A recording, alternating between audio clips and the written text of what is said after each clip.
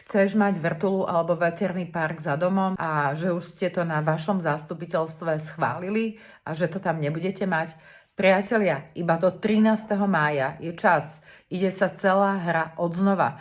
Neviem, či ste to počuli, či si to uvedomujete, ale rozhovor, respektíve video, ktoré som dala včera s Danielom, má svoj dôvod.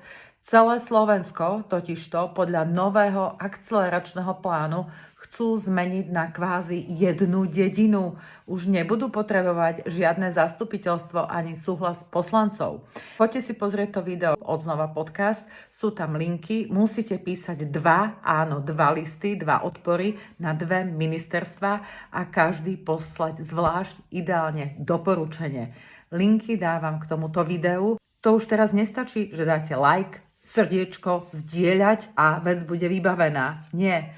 Teraz nás musí byť čo najviac. Tak poďte, prosím vás, do toho.